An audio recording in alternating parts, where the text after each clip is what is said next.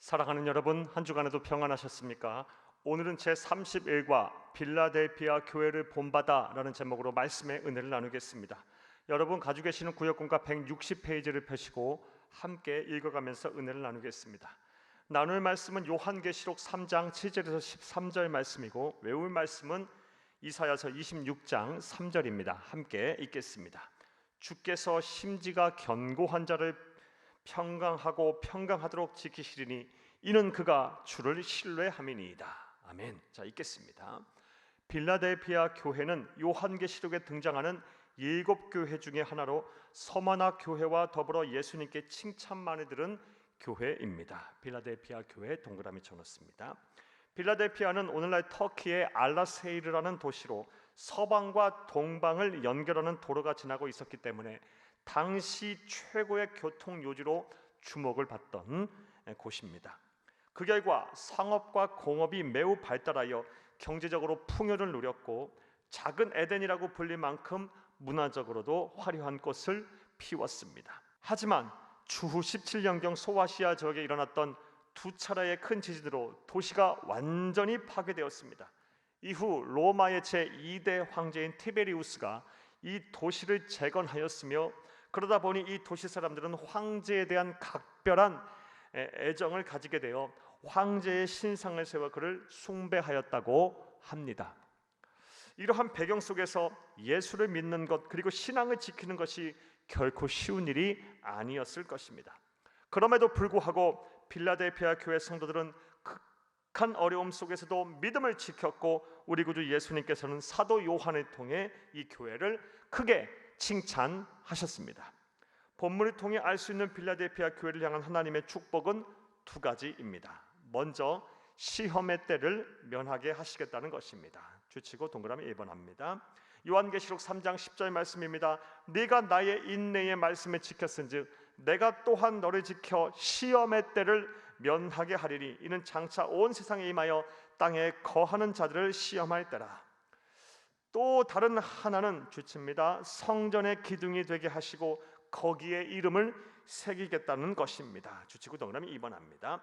요한계시록 3장 12절 말씀입니다. 이기는 자는 내 하나님 성전의 기둥이 되게 하리니 그가 결코 다시 나가지 아니하리라. 내가 하나님의 이름과 하나님의 성 곧 하늘에서 내 하나님께로부터 내려오는 새 예루살렘의 이름과 나의 새 이름을 그의 위에 기록하리라. 그렇다면 자 이제부터 괄호를 합니다. 오늘 전체 내용에 대한 문제제기입니다. 빌라델피아 교회는 어떤 교회였기에 이러한 칭찬을 받았을까요? 우리 교회는 빌라델피아 교회와 어떤 점이 유사하며 앞으로 어떤 점을 더욱 계승하고 발전해 나가야 할까요? 오늘 전체 내용에 대한 문제제기입니다. 첫째로 주치면서 함께 읽겠습니다. 작은 능력을 가졌지만 큰 일을 해내는 교회였습니다. 요한계시록 3장 8절 말씀입니다. 볼지어다 내가 네 앞에 열린 문을 두었으되 능히 닫을 사람이 없으리라. 내가 네 행위를 아노니 네가 작은 능력을 가지고서도 내 말을 지키며 내 이름을 배반하지 아니하였도다. 작은 능력을 가졌지만 큰 일을 행하는 교회였기 때문에 하나님께서 빌라델피아 교회를 칭찬하셨습니다. 빌라델피아 교회는 소아시아의 다른 교회와는 달리 작은 능력을 가진 교회였습니다. 사회적으로 높은 신분이나 경제적으로 풍족하거나 힘 있는 지위에 있는 성도들이 모인 교회가 아니었다라는 것입니다.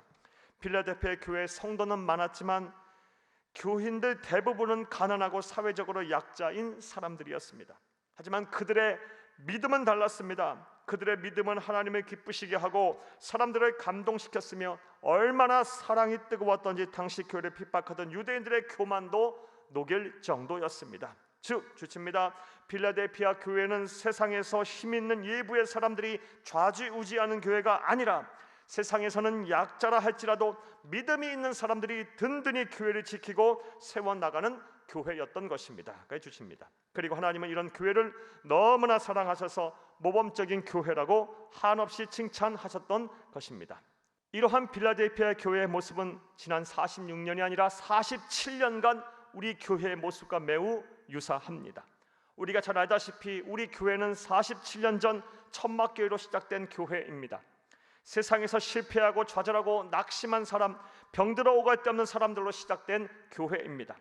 그리고 지난 47년 동안 우리 교회를 지켜온 목회자들이나 성도들은 대체로 세상에서 부와 명예와 권력을 소유한 사람들이기보다는 언제나 큰 믿음을 소유한 분들이었습니다.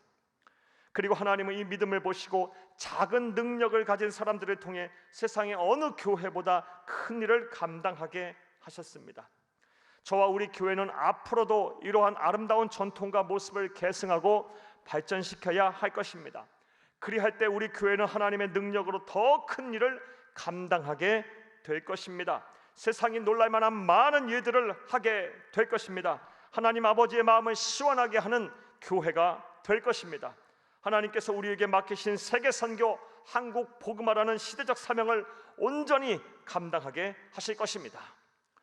두 번째로 빌라델피아 교회는 어떤 교회였기 때문에 우리 주 예수님으로부터 칭찬을 받았을까요? 둘째로 주치면서 함께 읽겠습니다. 세상과 동화되지 않고 인내하며 온전히 하나님의 말씀을 지키는 교회였습니다.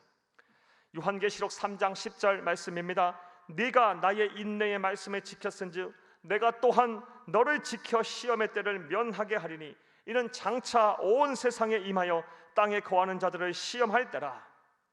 빌라델피아 교회 성도들은 세상적인 기준으로 볼 때 별로 힘이 없는 사람들로 구성된 교회였습니다. 권세를 가진 사람에게 통할 수 있는 길도 없었습니다. 그래서 주칩니다. 그들은 오직 진실하신 주님의 말씀에 생명을 걸고 붙들었습니다. 그들은 온 힘을 다하여 하나님의 말씀을 연구하고 그 말씀을 풍성하게 교인들 가운데 나누며 기도하기를 힘썼습니다. 오로지 예수님만을 바라보며 예배하기를 힘썼습니다. 당시 초대교회들처럼 쉽게 예수님의 입을 저버리고 세상과 동화되지도 않았습니다. 까지 줄쳐놓습니다.